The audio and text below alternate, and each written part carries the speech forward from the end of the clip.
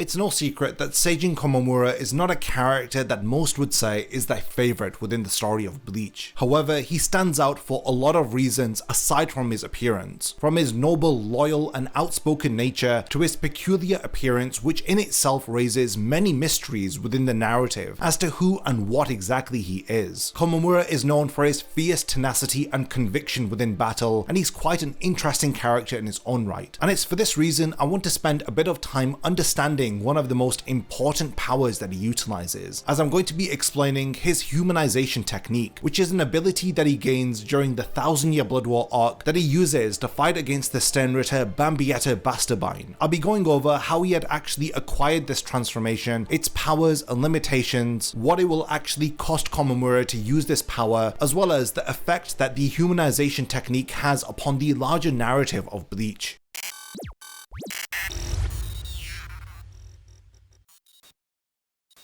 Before the video begins, only 12% of the people who watch my content are subscribed to the channel. If you enjoy these videos, then subscribe and stick around for more content just like this. Now let's get back to the topic of the video. Komamura is a character who was first introduced to us in chapter 81 of the manga during the captain's meeting, where they had discussed the actions to take against the invaders during the Soul Society arc. It is during this introduction where you quickly notice that his face and body are completely encased within armor, and it's not until later on in the arc when his armor is shattered by Kinpachi where his face is finally revealed to us. We do not know much about the significance of this armor that he was wearing so early on in the story until the 1000-year Blood War arc, where Komamura goes on a quest to learn about the secrets of his clan in order to learn the humanization technique. It is during Bleach's final arc that it is revealed that he had worn the armor during the Soul Society arc because he was ashamed of his appearance, and he was afraid that he'd be rejected for how he had looked. In a lot of ways, acquiring the humanization technique is a culmination of all of the experiences that he has gone through within the story, and how these experiences shape Komamura's character during the final arc of the story. The first of these key experiences would be his relationship with Kaname Tozen, one of his closest friends. It was apparent that they had met each other at a very early point in their lives, long before they had even become captains of the Gotei 13. This was a friendship that was born from their mutual love for justice and a commitment towards the protection of the Soul Society and from all of those who would threaten its peace. It is very interesting to note that Komamura's first and only friend is Tozen, who is a blind man. Now, while they had a lot of things in common, one of the reasons why their friendship had blossomed was because of the fact that Tozen couldn't see him, hence why Komamura had no fear of being rejected from him, as Tozen had made him feel normal, a feeling that Komamura would be deeply grateful for. Their friendship had continued even after they had become captains within the Gotei 13, as they would then fulfill their mutual desire of protecting the peace of the Soul Society, until later on it was revealed during the Soul Society arc that Tozen, along with Gin Ichimaru, had been working for Aizen ever since he had joined the Gotei 13. Now this is where their friendship would seemingly end, as Tozen, Gin and Aizen shockingly announced themselves to be enemies of the Soul Society. The revelation of this truth would hurt Komamura deeply, but unfortunately his pain wouldn't end there. They would meet again during the fake Karakura Town arc, where Komamura would confront Tozen on his betrayal of their friendship and more importantly of the Soul Society as a whole. He wanted to know why Tozen had abandoned their belief and their mutual desire of protecting the Soul Society, as well as fighting for justice. Tozen's intentions for joining the Gotei 13 are then revealed, as it was not for the pursuit of justice within the Soul Society, but rather vengeance against the Gotei 13 for the cruel death of his friend at the hands of an unnamed Shinigami, who would later be revealed to be Tokinada Tsuneyashiro from the Can't For Your Own World light novels. Now this revelation would have Komamura questioning the entirety of their friendship, wondering if he had ever truly known Tozen at all. This reveal is made all the more painful, considering how their friendship was based on the fact that Tozen had made Komamura feel normal despite how he had looked on the outside, whereas Tozen was suffering in silence over the anger and pain that he had felt on the inside. Now this is a fascinating contrast. Komamura had resolved to give Tozen the same acceptance that he had received from him by making an effort to understand his pain and finding a way forward. However, after Aizen had brutally killed Tozen in front of Komamura and Hisagi, he was unable to complete that conversation where it had seemed that he was finally getting through to his friend, just as a way forward was about to be actualized. Before the death of Tozen, Komamura had actually advised told him not to let his desire for revenge change who he was. Now this advice would have a lot of implications for his character and would echo in his mind during the 1000-year Blood War arc where he is tested, as we now talk about the second key experience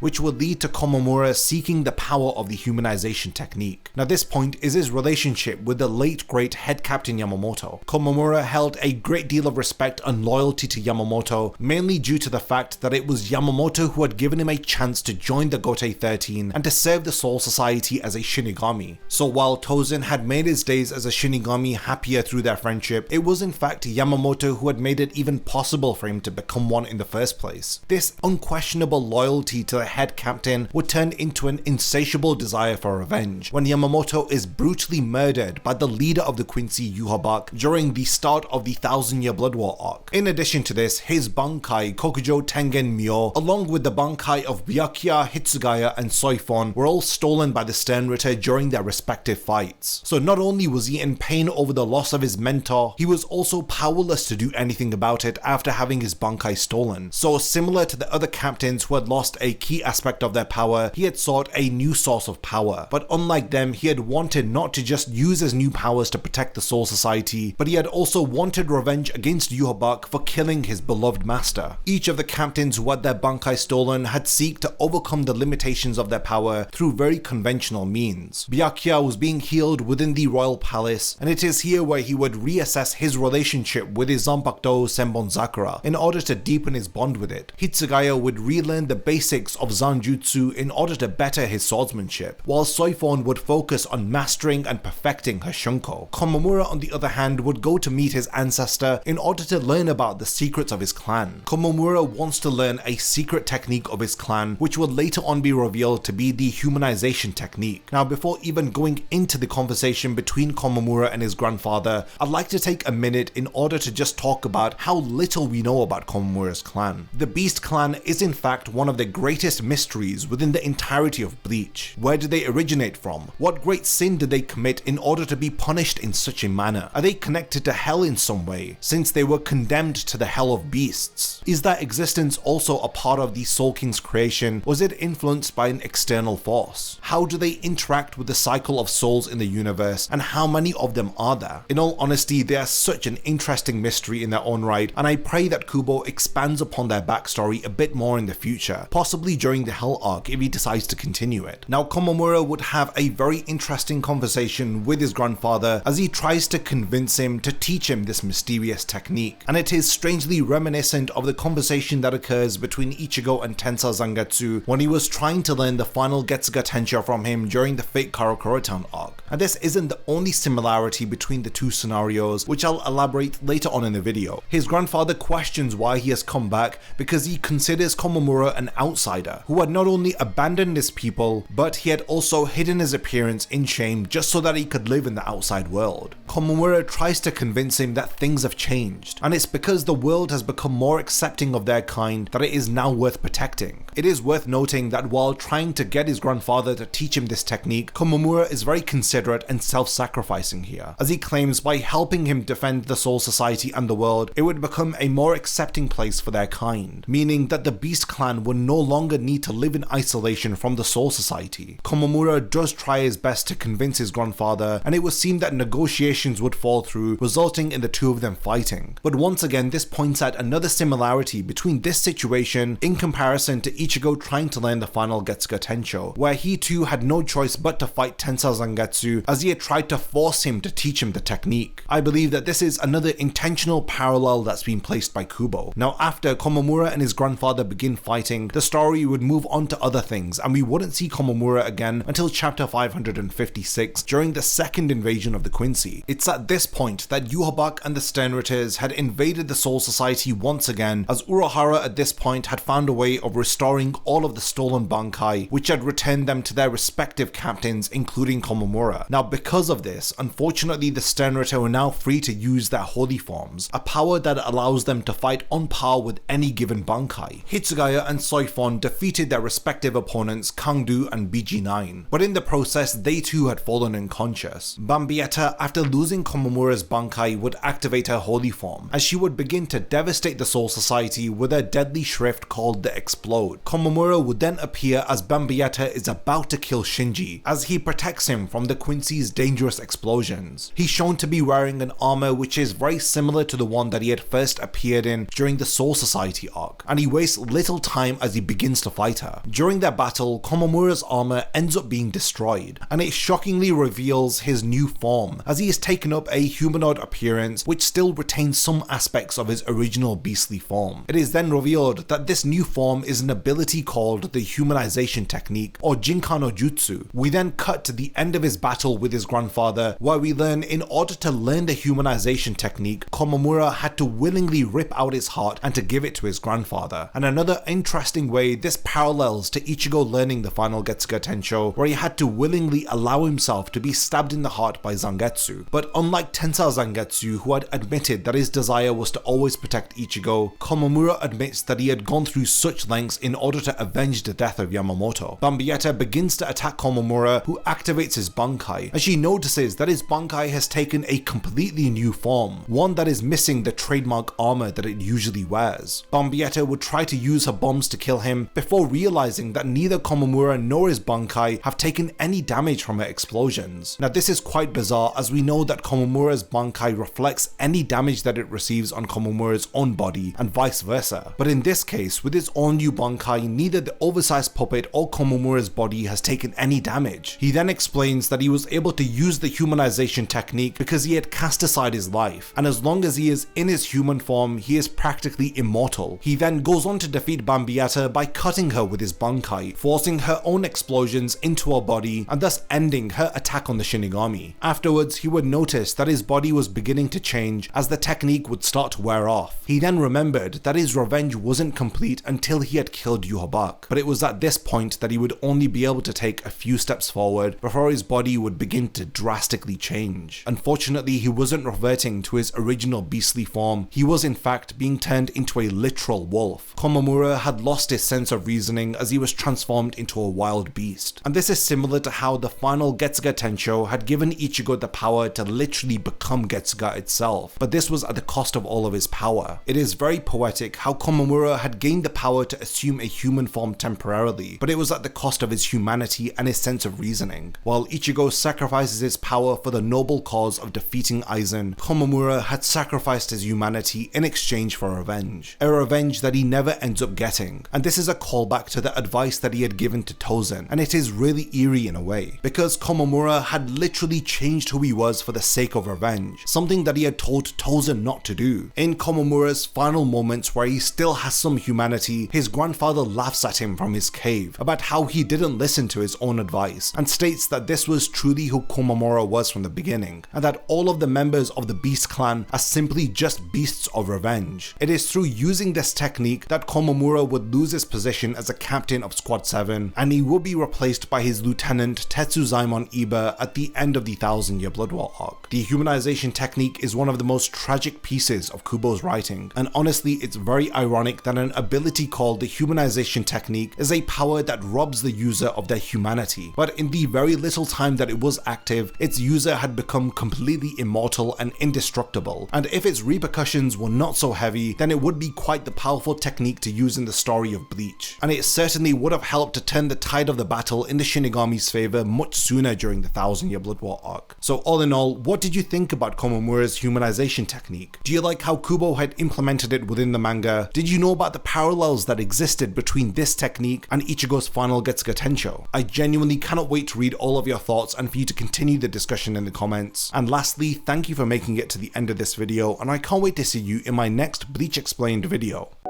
If you enjoy my content, then you can support my channel through Patreon for as little as $1 a month, or even through YouTube by becoming a channel member. You will gain access to exclusive channel perks and a Discord server which I frequently use. So become a member of my Zero Division and be the first to know about my upcoming videos. And once again, thank you for sticking around till the end of the video, and whatever you contribute will mean a lot to me.